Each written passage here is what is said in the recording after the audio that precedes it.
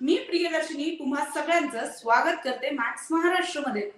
सकाळी उठल्या उठल्या आज तुम्ही पहिली गोष्ट काय केली? ब्रश केला का? ॲहा, असं होऊच शकत नाही. तुम्ही सकाळी उठल्या उठल्या पहिली एक गोष्ट केली असणार आहे आणि ती म्हणजे जवळजवळ 80-90% लोकांनी, आणि ती म्हणजे आपला मोबाईल बघणं. आणि या मोबाईलवर तुम्ही कमेंट केल्या असतील. काय बरं कमेंट केल्या असतील? वाह, सुंदर, कडक, भावा, मस्तच. बरोबर की नाही? अशा कमेंट तुम्ही करता की नाही सोशल मीडियावर? तुम्ही काय, मीही अशा कमेंट करते. पण काही कमेंट ज्या आहेत त्या असंवेदनशील असतात. बरोबर आहे की नाही? तर सोशल मीडियावर अशा पद्धतीच्या असंवेदनशील कमेंट ज्या आहेत ते येण्याचं प्रमाण हे अतिशय वाढलेलं आहे. ते का वाढलंय, अशा कमेंट का होतात हे आपण जाणून घेणार आहोत. पण त्याआधी मुळात हे कमेंटचं प्रकरण काय आहे ते मी तुम्हाला सांगते. तर गेल्या काही दिवसांपासून शेतकरी मुलं जी आहेत ती आपली व्यथा माध्यमांमध्ये मांडतायत.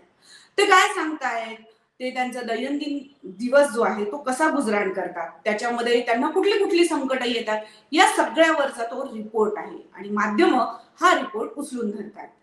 पण माध्यमांनी केलेल्या या रिपोर्टवर मात्र काही ट्रोलर्स जे आहेत ते विचित्र पद्धतीनं, आणि खरं तर विचित्र नाही पण असंवेदनशील पद्धतीनं कमेंट करतायत. काय आहेत त्या कमेंट हे मी सांगण्यापेक्षा तुम्ही जरा एकदा नजर टाका या कमेंटवर. आता तुम्ही बघू शकता की ज्या ह्याच रिपोर्टवर आपले ट्रोलर्स जे आहेत ते असं म्हणतायत की हे जे काही दाखवलं जात आहे हे याचं कारण आहे की लोकसभा निवडणुका तोंडावर आलेल्या आहेत आणि याचं मूळ केंद्र जे आहे ते निवडणूक आहेत.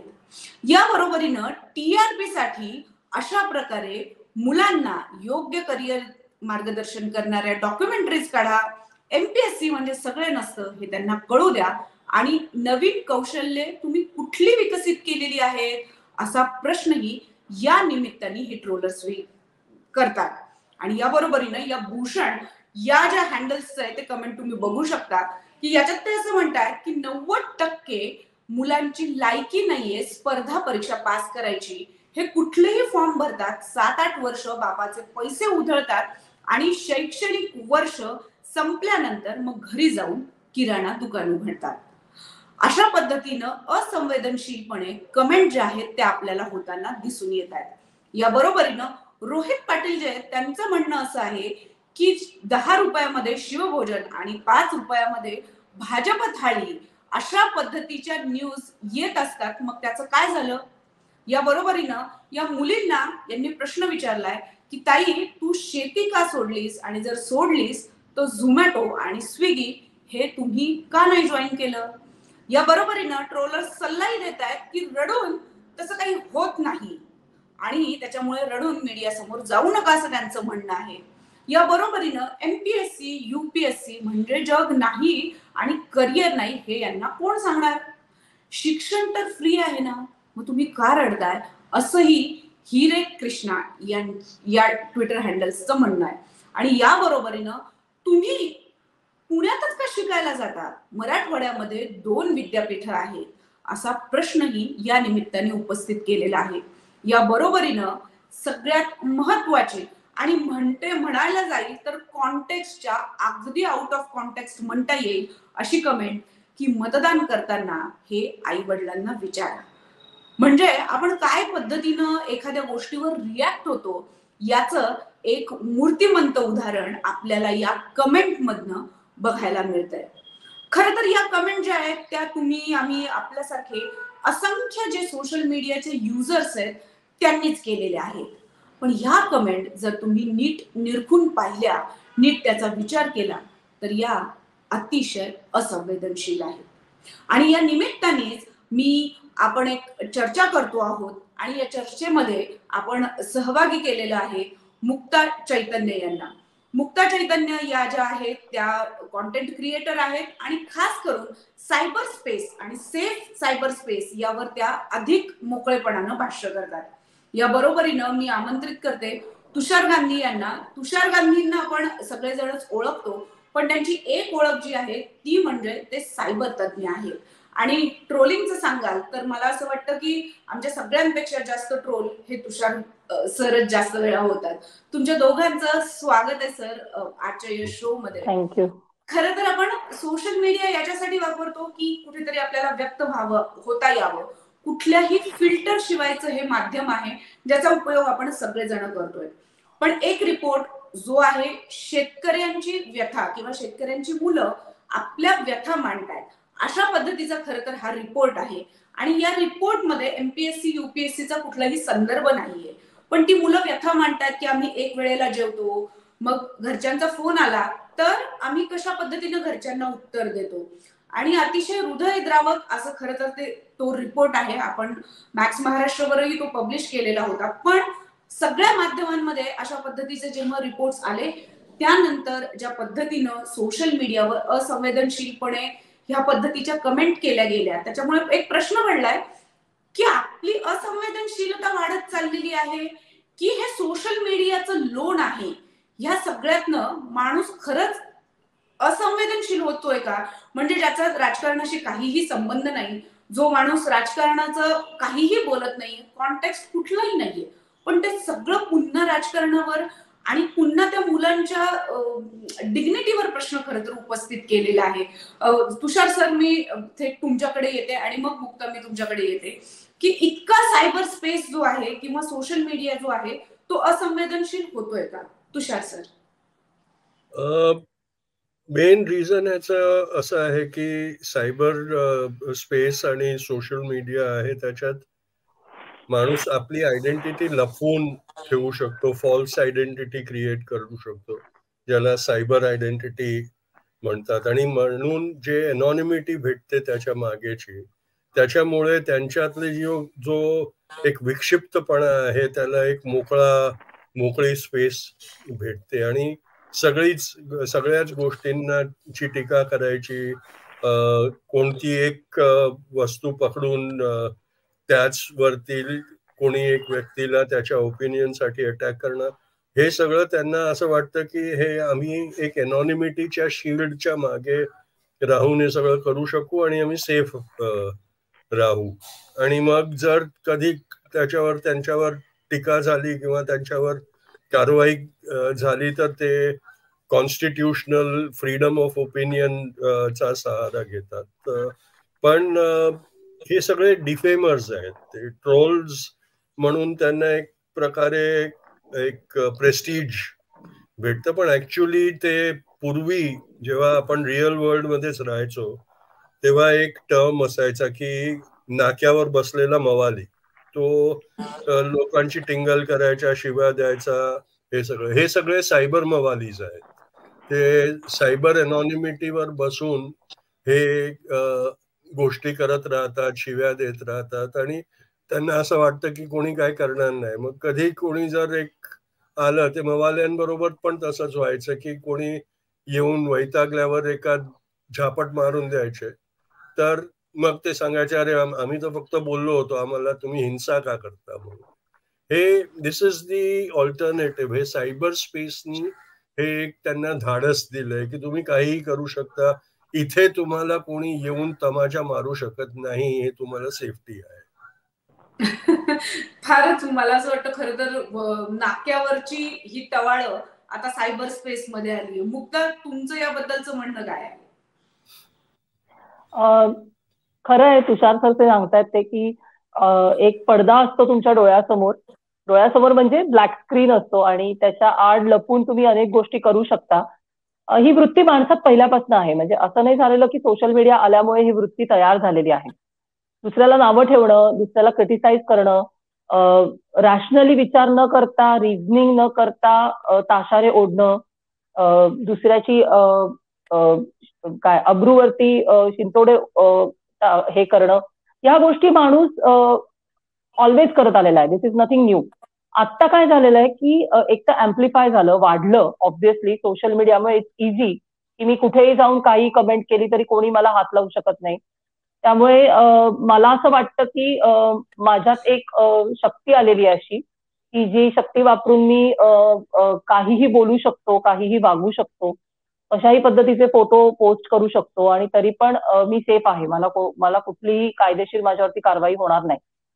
हा एक सर्वसाधारण समज आहे लोकांमध्ये आणि त्याच्यामुळे हिंमत वाढते. म्हणजे काल जे तुम्ही नाक्यावरती सर म्हणाले तसं नाक्यावरती करत होतात किंवा चहाच्या टेबलवरती जे तुम्ही बोलत होतात, ते तुम्ही आता उघडपणे चार चौघांमध्ये आणि मोठ्या प्लॅटफॉर्मवरती बोलायची हिंमत करता, कारण तुम्हाला माहितीये की तुम्हाला इमिजिएटली कोणी येऊन काही करणार नाहीये. हा एक भाग झाला. आणि दुसरं मला असं वाटतं की आत्ताच्या काळात पर्टिक्युलरली आजूबाजूचा स्ट्रेस आहे ना, तो खूप जास्त झालाय माणसांसाठी. तू नॉर्मल बघ, म्हणजे सोशल मीडिया सोडून दे, तू साधं आपल्या ट्रॅफिक सिग्नल वरती उभी राहा, आजूबाजूची माणसं इतकी कावलेली असतात, इतकी त्रासलेली असतात. त्यामुळे ते एक असं झालंय की मला कुठेतरी व्हेंट आउट व्हायचंय, तर मग ज्याला डिस्प्लेसमेंट म्हणतो ना आपण, की इमोशनल डिस्प्लेसमेंट, म्हणजे तुम्ही तुमचा राग तुम्ही भलतीकडेच व्यक्त करता. तर मला अनेकदा असं पण वाटतं, पर्टिक्युलरली अशा लोकांच्या संदर्भात जे त्यांचं प्रोफाईल ट्रोलिंगचं नसतं अनेकदा. म्हणजे तू प्रत्यक्ष त्यांना भेटलीस किंवा त्यांच्या वॉल बघितल्या तर त्या खूप वेगळ्या असतात आणि ते all of a sudden troll ह्या कॅटेगरीमध्ये मोल्ड होतात आणि तसे वागायला लागतात. तर मला अनेकदा असं पण वाटतं की माणसांना हा जो काही आजूबाजूचा आपल्या स्ट्रेस आहे वेगवेगळ्या कारणांनी, राजकीय असेल, सामाजिक असेल, महागाईमुळे असेल, अनेक एलिमेंट्स आहेत त्याच्यामुळे जे ज्या भावना तुमच्या तीव्र होतात ना, त्याचा निचरा करण्याच्या व्यवस्था नाही आपल्याकडे. ना सामाजिक व्यवस्था आहेत, ना कौटुंबिक व्यवस्था आहे. आणि अनेकदा मला वाटत असतं भलतंच काहीतरी, आणि तो राग, ते फ्रस्ट्रेशन, ती अँझायटी ही सगळी वेगळ्या संदर्भात बाहेर पडते आणि वेगळ्या लोकांवर बाहेर पडते. म्हणजे अनेकदा मी अशा केसेस पण कामाच्या निमित्ताने बघितलेल्या आहेत की जिथे आम्ही जेव्हा डिस्कशन करतो तेव्हा लक्षात येतं की राग भलत्या गोष्टीचा होता आणि तो निघाला भलत्या संदर्भामध्ये.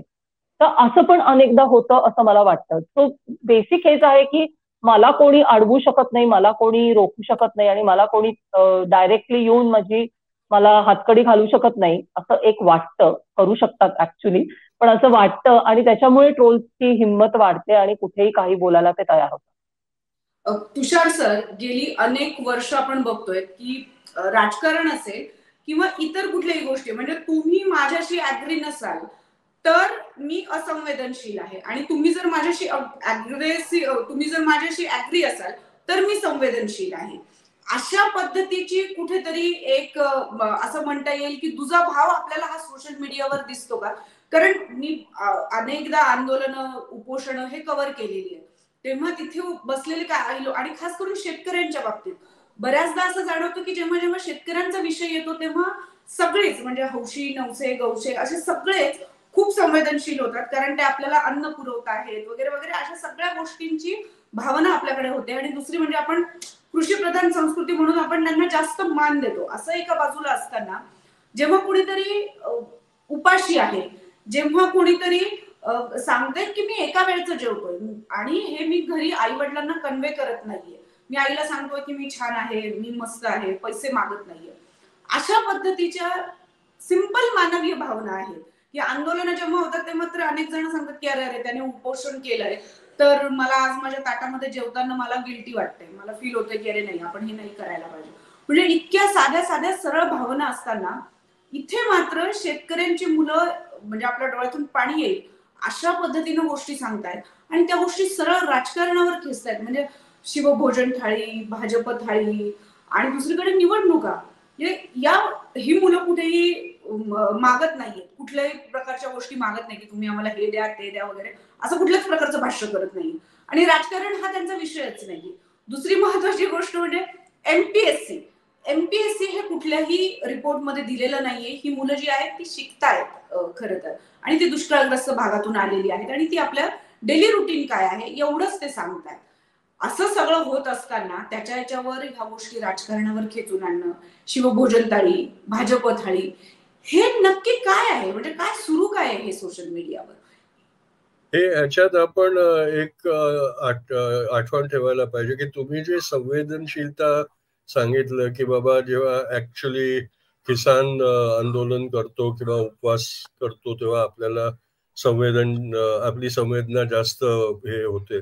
हे पूर्वी व्हायचं, आता ते होत नाही. आता आपण पाहिलं नॉर्थ मध्ये जेव्हा किसान आंदोलन झालं तर त्यांना आतंकवादी, खालिस्तानी, पॉलिटिकली मोटिवेटेड हे सगळे ब्रँडिंग त्यांचं केलं गेलं. त्यांच्या साठी भयंकर द्वेष सगळीचकडे सोसायटीमध्ये पण तो दिसत होता. म्हणून हे एक सोसायटल चेंज आलेलं आहे आपल्यामध्ये. आणि हे झालंय ह्याच्यामुळे की आपण हेटला नॉर्मलाइज करून टाकले. द्वेष, राग हे सगळे जे मी लहान होतो तेव्हा आम्हाला सांगायचे की हे वाईट गोष्टी आहेत, त्याला आपण नॉर्मलाइज करून टाकलंय, एक्सेप्टेबल करून टाकलंय, असावं. आपली सगळी वृत्ती त्यांच्यानी हे होते. आणि हे ह्याच्यामुळे झालंय की द्वेषाची राजनीती फार सक्सेसफुल झाली आहे या देशात. आणि म्हणून इलेक्शन जिंकायसाठी द्वेषाचा प्रचार करायचा, टीका करायच्या, शिव्या गाळी द्यायच्या, हे नॉर्मलाइज होऊन गेलं. पूर्वी असं व्हायचं की कॅन्डिडेट्स असायची अशी वाईट भाषेत बोलणारी कॅन्डिडेट असायची, पण त्यांना त्यांच्या भाषेवरून रिजेक्ट केलं जायचं. सोसायटी त्यांच्या सभेत जायची नाही. आता जर तुम्ही जाऊन पाहिलं तर जे सर्वात गलिच्छ बोलत असेल त्याच्या सभेत जास्तीत जास्त उपस्थिती असते, त्याला अप्लॉज सर्वात जास्त भेटत असतो. हे आपल्या समाजात एक विकृती प्रसरलेली आहे आणि त्याचंच एक रिफ्लेक्शन आपल्याला सायबर स्पेसमध्ये आणि सोशल मीडियामध्ये दिसतंय. आणि म्हणून जसं आपल्याला न आवडणारी काहीही प्रक्रिया कोणी केली की मग त्याच्यावर अगदी गलिच्छपणे अटॅक करायचा. आणि ऑब्जेक्टिव्ह हा असतो. ते 2 कॅटेगरी आहेत त्याच्या. एक आहे जो एक ऋषी कपूरची एक फिल्म आली होती जी चालली नव्हती जास्त पण छान होती. त्याचं शीर्षक होतं जहरीला इंसान. तर एक कॅटेगरी असते जहरीला इंसान, ते सगळ्यांना शिव्या देत असतात, सगळ्यांची वाईट बोलत असतात. दुसरी एक कॅटेगरी आहे जी जास्त डेंजरस आहे, जे प्रोफेशनल ट्रॉल्स आहेत, ज्यांना हे लोकांना टार्गेट करण्यासाठी पैसे भेटतात किंवा दुसरं काहीतरी एमोल्युमेंट ज्यांना भेटत असेल. आणि तुम्ही जर पाहाल तर त्यांचं ऑब्जेक्टिव्ह हे असतं की ह्यांना इतकं तुम्ही अँटेगोनाइज करा, यांच्यावरती इतका अटॅक करा की ते सांगणार अरे हे सोशल मीडियावर मला राहायचं नाही, माझ्याकडे पुष्कळ दुसरी गोष्ट करायसाठी आहेत, आणि ते निघून जाणार. आणि त्याच्यात त्यांचं ऑब्जेक्टिव्ह सक्सेसफुल होतं. जेव्हा मला सकाळ पडली की मी सोशल मीडिया ह्याच्यासाठी बघतो की आज नवीन शिवी कोणती पडली आहे मला म्हणून. माझी मुलगी पण ती बघत असते, माझे सगळे सोशल मीडिया हँडल्स ती पाहत असते. पूर्वी ती फार डिस्टर्ब व्हायची आणि मला नेहमी येऊन माझ्याशी तक्रार करायची की बाबा तुम्ही सोडा ना, हे का उगीच असं पत्करून घेता, किती तुम्हाला शिव्या पडतात, तुम्हाला का आवडतं हे सगळं. म्हणून जर तेव्हा मी तिचं ऐकून सोडलं असतं तर it would have been the victory for these trolls, की त्यांना जे ऑब्जेक्टिव्ह दिलं गेलंय त्याच्यात ते सक्सेसफुल होतात. आणि कित्येकदा आपण पाहाल की जे नॉर्मल ह्युमन बिईंग्स आहेत ते मग असंच सांगतात ते नको बाबा, तो डोकेदुखी नको, तो त्रास नको, आम्ही सोडतो, आम्हाला नाही करायचं ते सगळं. आणि ते त्यांना तेच हवं असतं. म्हणून हे 2 कॅटेगरीज समाजमध्ये आज डॉमिनंट होऊन राहिलेली आहेत. एक तर प्रोफेशनल ट्रॉल आणि दुसरा जहरीला इंसान. मला असं वाटतं एक वेळेला प्रोफेशनल ट्रोल पडले, पण हे जहरीला इंसान, कारण शेवटी जो कोणी माणूस लिहिणार आहे, बोलणार आहे, तो तीच प्रवृत्ती घेऊन समाजामध्ये वावरणार आहे. मुक्ता, तू अनेक केस स्टडीज हाताळते, अनेक अशा सोशल मीडियावर वावरणाऱ्या लोकांची, मला असं वाटतं बऱ्याचदा काउन्सिलिंगला पण अनेक लोक तुझ्याकडे येतात. तुझा या सगळ्या बाबतीतला एक्सपिरियन्स नक्की कसा आहे? म्हणजे कमेंट तिथे लिहिल्यानंतर जेव्हा हे समाजामध्ये परत येतात तेव्हा अशाच पद्धतीचे विष उघळतात का, आणि उघळत असतील तर काय लेवलचं विष असतं? कारण मी स्वतः या ह्याच्यातनं, म्हणजे कुणालाही प्रश्न पडेल तसं मला अतिशय साधा आणि सिंपल प्रश्न पडलेला आहे की एक माणूस सांगतोय की मी दिवसातलं एकदा जेवतोय आणि तुम्हाला ते फील होत नाहीये, म्हणजे माणूस म्हणून तुम्ही त्याची जाणीव करू शकत नाहीये. आणि माणसाला जाणीव होणं, मला असं वाटतं हे खूप नॅचरल, स्वाभाविक आणि माणूसपणाचंच लक्षण आहे. अशी माणूसपणाची लक्षणच जर तुमची संपत असतील तर तुम्ही जनावर बनताय का? आणि हे कसे संपू शकतात असा प्रश्नच पडतो मला, मुक्ता. तू म्हणतेस ते खरं आहे. अनेकदा पूर्वग्रह असतात. म्हणजे माणसं जितकं सहज, सरळ आणि नितळपणे पूर्वी बघत होती एकमेकांकडे, तशी ती अनफॉर्च्युनेटली आता बघत नाहीत. प्रत्येक गोष्टीमध्ये एक पूर्वग्रह असतो. प्रत्येक गोष्टीला काहीतरी अजेंडा असेल असा गृहीत धरून गोष्टींकडे बघितलं जातं. म्हणजे ही मुलं स्वतःची व्यथा सांगतायत, स्वतःचं दुःख सांगतायत. तर ते दुःख काय आहे हे समजून घेते मी, किंवा त्याच्याविषयी मी एम्पथी माझ्या मनात असली पाहिजे. याच्यापेक्षा सुद्धा ह्या मुलांच्या ह्या सांगण्याकडे मागे काही अजेंडा असेल का वेगळा, असा विचार आता लोक करतात आणि ते फार दुर्दैवी आहे. त्यामुळे मूलभूत जे काही एक्सप्रेशन असतं आपलं माणूस म्हणून, ते खूप विविध स्तरांवरती त्याच्यावरती हल्ले होताना दिसतात.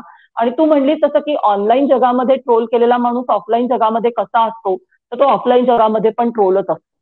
कारण माझा आजवरचा अनुभव असा सांगतो की एकदा एक माणूस ट्रोल झाला की परतीच्या वाटा फार अवघड आहेत. कारण ट्रोलिंग हे सुद्धा एखाद्या व्यसनासारखं आहे. तुम्हाला चटक लागते, तुम्हाला नशा येते, तुम्हाला मज्जा यायला लागते. आय नो पीपल की ज्याच्यामध्ये लोकांना दुसऱ्याला असं घाणेरडं घाणेरडं बोलून ते एन्जॉयड इट, त्यांना मजा येते त्याच्यामध्ये. हे किती भयंकर आहे तू विचार कर, की मी तुला शिवी घालते, मी तुला काहीतरी घाणेरडं आई बहिणीवरनं बोलते, मी तुझ्या कुठल्याही कृत्यावरती शंका उपस्थित करते, मी असं म्हणते की तू जेन्युइन नाहीयेस, तू फेक आहेस, तू अमुक आहेस, तू तमुक आहेस, आणि मी ते एन्जॉय करते. मला त्याच्याविषयी असं कधीही वाटत नाही की अरे मी हे सगळं बोलते आहे, हे बरोबर आहे का, हे जस्टिफाय करण्यासारखं आहे का. हे ह्या लोकांना प्रत्यक्ष जगातही वाटत नाही. असे मी तुला किती इन्सिडेन्सेस सांगू की जिथे नातेवाईकांच्या व्हॉट्सअप ग्रुपवरती होणाऱ्या एकमेकांच्या ट्रोलिंग मधून नातेसंबंध खराब झालेले आहेत लोकांचे. भावा बहिणींमध्ये भांडणं झालेली आहेत, नात्यांमध्ये भांडणं झालेली आहेत, लोकांनी ग्रुप सोडून दिलेत, फॅमिली ग्रुप सोडून दिलेले आहेत. किती उदाहरणं देतात. म्हणजे हे फक्त सोशल मीडियावरती आणि तिराईत माणसाबरोबर होतं असं नाही. एक ट्रोल जो असतो ना, तो स्वतःच्या सख्ख्या भावाला, बहिणीला, आई वडिलांना सुद्धा तसंच वागवतो जसा तो सोशल मीडियावर जाऊन तिराईत माणसांना वागवतो. म्हणून हे बघायला मिळतं. आमच्याकडे केसेस येतात अशा की असे साठीचे वगैरे लोक असतात आणि ते बिचारे येऊन सांगतात की नाही, मग ते खूप वादावादी झाली, खूप भांडणं झाली आणि सगळं डिस्टर्ब झालं आणि आम्हाला आता सगळं पूर्ववत करायचं, तर तुम्ही मदत करा. आम्हाला हा प्रश्न पडतो की आम्ही मदत करा हे ठीक आहे, पण अल्टिमेटली जी माणसं एकमेकांना भिडली आहेत त्यांनी हा कधी विचार केला की आपण कशासाठी भिडलो आहोत एकमेकांना, आणि आपण अत्यंत गलिच्छ भाषेत एकमेकांशी का बोलतो आहोत. हे मूलभूत प्रश्न पण अगं सोशल मीडियावरती कोणीही विचारत नाही की मी हे का पोस्ट करतेय, मी हा शब्द का वापरतेय, ही पोस्ट करणं मी गरजेचं आहे का, ही कमेंट करणं मी गरजेचं आहे का, माझ्याकडे कीबोर्ड आहे आणि मला टाईप करता येतं म्हणून मी काहीही टाईप करीन. ह्या झोन मधनं माणसं बाहेरच येत नाही. त्यामुळे ट्रोल ऑफलाईन आणि ऑनलाईन दोन्ही ठिकाणी सारखाच असतो. मला वाटतं ही खरंच खूप भयंकर गोष्ट आहे. कारण माणूस म्हणून घ्यायला मला असं वाटतं आपल्याकडे दोनच गोष्टी आहे, एक तर आपली बुद्धी आणि दुसरी म्हणजे आपल्या भावना, राग, लोभ, चांगलं वाटणं, वाईट वाटणं, हे सगळं. तुषार सर, मी तुमच्याकडे येते. एक राजकीय विचारधारा कॅरी करणं हे काही नवीन नाहीये आपल्या सगळ्यांसाठीच. या आधीही अनेक विचारधारांची माणसं भारतामध्ये, महाराष्ट्रामध्ये सगळीकडे राहिलेली होती. ते एकमेकांशी बोलायचे, वाद व्हायचे, प्रतिवाद व्हायचे, ह्या सगळ्या गोष्टी होतच होत्या, त्या नव्हत्या असं कधीच नव्हतं. पण जे मुक्ता सांगतेय की भावाभावांमध्ये जर आता या वैचारिक भूमिकेवरनं भांडणं होणार असतील आणि आपण हे का बोलतोय हे समजत नसेल, तर आता नक्की हे कुठे जाणार आहे. म्हणजे इतकी असंवेदनशीलता असेल तर माणूस माणूस म्हणून राहू शकेल की नाही. ते खरं आहे आणि हे झालेलंच आहे. कारण आपली स्पेस आपल्याला वाटतं की सायबर रीच म्हणून आपली स्पेस फार वाढली आहे आणि आपली रीच फार वाढली आहे. पण एका दृष्टीने जर आपण पाहायला गेलो तर आपल्याला सीमित पण करून ठेवलं गेलेलं आहे. आता मीच माझं उदाहरण दिलं तर मी सोशल मीडियावरती मुक्तपणे सगळे माझे कमेंट्स टाकतो, सगळं करतो. पण जेव्हा फॅमिली ग्रुप्सवरती असलो किंवा फ्रेंड ग्रुप्सवरती असलो तेव्हा मी कधीही माझे पॉलिटिकल कमेंट्स टाकत नाही किंवा मला उश्केरण्यासाठी ज्या पोस्ट टाकले जातात त्याला मी रिॲक्ट करत नाही. आणि मला माहिती आहे की त्याच्यामुळे माझं कम्युनिकेशन क्रॅम्प होऊन राहिलंय. पण just to maintain that peace, की बाबा आपल्याला घरात क्लेश नको किंवा परिवारात क्लेश नको, म्हणून ते गप्प बसून सगळं चालत राहतं. आताच एक मी उदाहरण आपल्याला देतो की आम्ही जिथे राहतो तिथे एक त्या सोसायटीमध्ये एक लेडीज ग्रुप असतं, ज्याच्यात सगळ्या जे महिला आहेत ते त्याच्यात असतात आणि पोस्ट करत असतात. माझ्या वाईफनी आमच्या फॅमिली ग्रुपवर त्याच्यात आलेल्या काही पोस्ट टाकल्या, त्याच्यात बापूंनाच टार्गेट केलेलं होतं आणि हे जाणीवपूर्वक की बाबा त्यांची एक परिवाराची एक महिला आपल्या ग्रुपमध्ये आहेत तरी सुद्धा ते पोस्ट केले गेले होते. माझी मुलगी फार रागवली आणि तिने सांगितलं तू रिपोर्ट कर हे. पण आता तिथेच राहायचंय, त्यांच्याच मध्ये राहायचंय, सकाळी उठून त्यांचे चेहरे पाहायचे आहेत. तर फायनली असं ठरवावं लागतं की बाबा ठीक आहे, पण ते करताना आपल्याला कळत नाही की आपण संकुचित होऊन चाललोय. कारण त्यांना जिभेला हाड नसतं, पण आपल्याला जिभेला हाड लावावं लागतं आणि त्यामुळे आपली इफेक्टिव्हनेस, आपली जी एक पर्सनॅलिटी आहे ते क्रॅम्प होऊन आपण हेच करत जातो, नाही आता गप्प बसावं, आता गप्प बसावं. त्याच्यातून इनजस्टिस आणि इलिगल ऍक्ट्सला एक्सेप्टन्स भेटतंय आपण विसरून जातो. मग उद्या त्याचं रिफ्लेक्शन असं पडतं की गुन्हा होताना दिसला तरी तुम्ही नजर फिरवून निघून जातात आणि तो गुन्हा होऊ देतात. आणि हे होतंय. आज आपण जर सोसायटीमध्ये पाहिलं तर हे होताना आपल्याला दिसतंय की गुन्हे होतात आणि लोक व्हिडिओ काढतात त्याचे.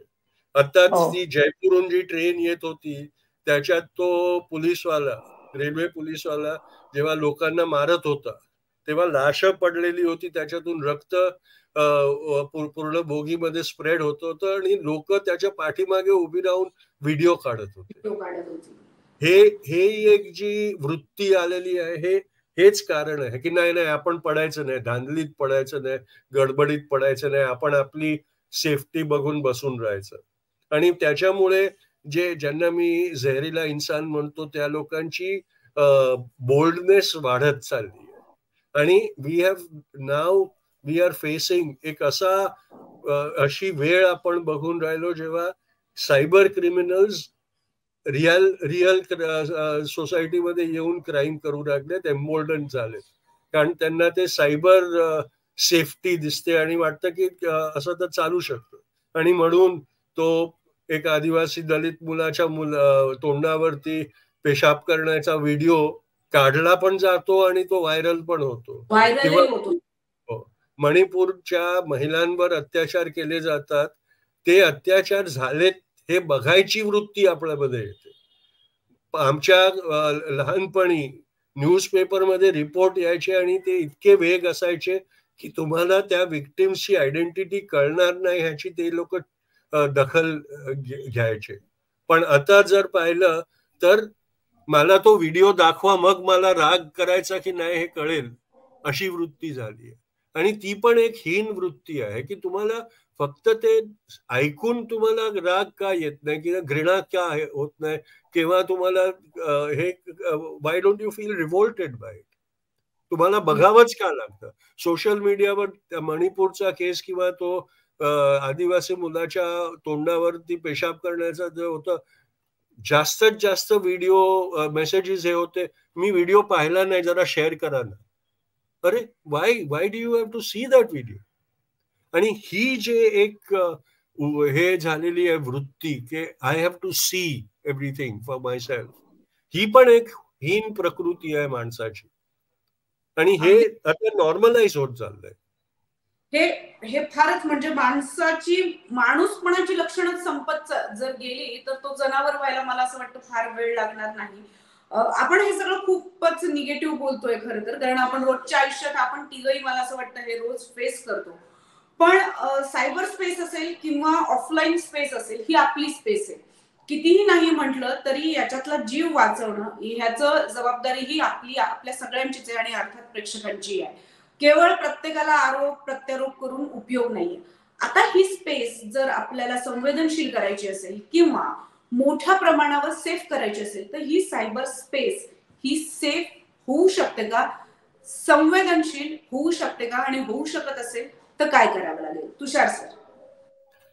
दोन वस्तू आहेत जे आपल्याला ह्याच्यात, एक तर सेल्फ रिस्ट्रिक्शन, एक संयम, स्वतःवरती संयम ठेवणं, ही एक वृत्ती असायला पाहिजे. आणि येणाऱ्या वेळेत सायबर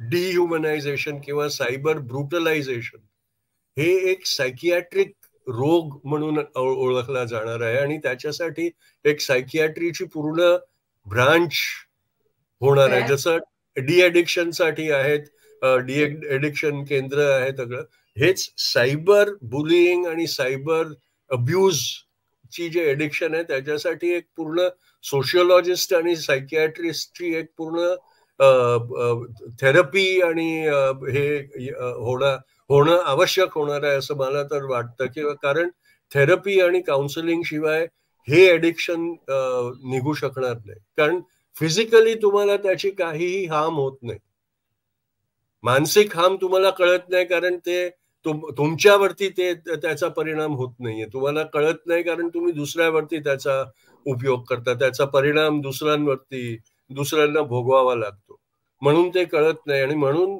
प्रोफेशनल हेल्प शिवाय हे क्युअर किंवा ह्याच्यापासून आपल्याला डिएडिक्ट करणं मला वाटत नाही की ते पॉसिबल होणार. ओके, मुक्ता, तुझं याबद्दलचं मत काय, की ही स्पेस सायबर स्पेस म्हणजे आपण मुलांना असेल, लहान मुलांना असेल, मोठ्यांना असेल, महिलांना असेल, आणि या बरोबरीनं ही जी सॉफ्ट कॉर्नर्स जी आहे आपली, हे सगळ्या घटकांनाही तितकीच स्पेस झाली पाहिजे, तितकीच सेफ पण झाली पाहिजे. तर ही स्पेस सेफ करण्यासाठी आपल्याला नक्की काय करावं लागेल? तर म्हणाल तसं तो एक मार्ग आहे की काउन्सिलिंग आणि त्याचे डी ऍडिक्शन, म्हणजे हे जे ही जी चटक लागते ना ट्रोल करण्याची, द्वेष करण्याची पण चटक असते, तर ती कमी कशी माणसांमध्ये करता येईल ह्याच्यासाठीचा अवेअरनेस हा एक भाग झाला. दुसरं मला असं वाटतं की ट्रोल्सना हँडल कसं करायचं हे पण ट्रिकी असतं. म्हणजे त्याचं प्रशिक्षण पण लहानपणापासून माध्यम शिक्षण जर आपण आपल्या पूर्ण सिलेबसमध्ये मुलांच्या आणू शकलो तर ट्रोल का केलं जातं, सायबर बुलिंग का होतं, आणि हाऊ टू हँडल दॅम. कारण बऱ्याचदा आम्ही असं बघतो मुलं किंवा टीनेजर्स मध्ये की त्यांना ते हँडल नाही करतायत, आणि मग त्याच्यातनं अनेक गोष्टी होतात. आपल्याकडे तू बघितलं असशील की केस झाली होती, त्या मुलांनी फिमेल मेकअप करतो आणि त्याचे रील्स बनवतो म्हणून त्याला इतकं प्रचंड ट्रोल झालं की त्या मुलांनी आत्महत्या केली. तो अशा वेळेला हे पण प्रशिक्षण गरजेचं आहे की ह्या लोकांना हँडल कसं करायचं. आणि दुसरं मला असं खूप स्ट्रॉंगली वाटतं की आपण एरवी AI आणि ह्या सगळ्याविषयी एवढं उत्साहाने, आणि त्यांनी कसं जग बदलून जाणार आहे आणि त्यांनी कसं नवीन अनेक क्षेत्रांमध्ये रेव्होल्युशनरी बदल होणार आहेत वगैरे बोलतो. मला असं वाटतं की सोशल मीडिया प्लॅटफॉर्म्स असतील किंवा असे सगळे प्लॅटफॉर्म की जिथे माणसं एकमेकांशी इंटरॅक्शन करतात, तिथे रेड फ्लॅग्स AIच्या माध्यमातून तुम्हाला लावता येतील का, की कुठले शब्द आले की this is a red flag, you cannot use this kind of words, तुम्ही अशा पद्धतीने समोरच्याशी बोलू शकत नाही, हे तुम्ही उल्लंघन करता आहात. अशा पद्धतीचे जर रेड फ्लॅग पोस्ट करणाऱ्याला आणि जो रिसिव्हर आहे त्याच्या एंडला सुद्धा की तुला हे अब्यूज होत आहे, तू इथे रिस्ट्रिक्ट कर, तू इथे ब्लॉक कर, तू इथे स्वतःला सेफ कर, अशा जर सिस्टीम्स उभ्या राहिल्या, कारण AI आपण इतकं सगळं बोलतो त्याच्या माध्यमातून अशा सिस्टीम्स उभ्या करणं सोपं आहे त्या मानाने. तो असे जर काही मेजर्स उभे राहिले की ज्यांनी मला आधीच कळेल की मला हा समोरचा व्यक्ती टार्गेट करतो आहे, किंवा समोरच्या व्यक्तीला, किंवा जे सर आता म्हणत होते की दूषित मनोवृत्तीची जी माणसं आहेत त्यांना पण हे कळेल की अरे मी हे शब्द नाही वापरायचे, अरे मी ह्या फ्रेजेस नाही वापरायचे, मी अशा पद्धतीने बोलणं अपेक्षित नाहीये, तर थोडंफार तिथे काही गोष्टी आपोआप रिस्ट्रिक्ट होतील आणि माणसं सेफ होण्याच्या दिशेने निदान आपण प्रवासाला सुरुवात करू. अगदीच मला असं वाटतं की हे सगळं आहे, ट्रोलर्स आहेत, कमेंटर्स आहेत, हे सगळं जरी असलं तरी आपल्याला द्वेषाची चटक लागली आहे का, हा प्रश्न प्रत्येक प्रेक्षकाने जर स्वतःला विचारला तर मला असं वाटतं की या सगळ्याची उत्तरं जी आहेत ती आपल्याला सहज शक्य होईल. आणि या सगळ्यांमधले एक जी दाट शक्यता आहे आणि जो आपल्याला रेड अलार्म ज्याला म्हणता येईल, अलार्मिंग साईन जो म्हणता येईल, तो नक्कीच येऊन ठेपलेला आहे. कारण माणसाची माणूसपणाची लक्षणं जर तुमच्याकडे दिसणार नसतील, असणार नसतील, तर ह्या भौतिक सुखांचा, मग सोशल मीडिया असेल, इंटरनेट असेल, लॅपटॉप्स असतील, गॅजेट्स असतील, या सगळ्याचा तसाही तुम्हाला कुठल्याही प्रकारे हे गॅजेट्स तुम्हाला समाधान देऊ शकणार नाही.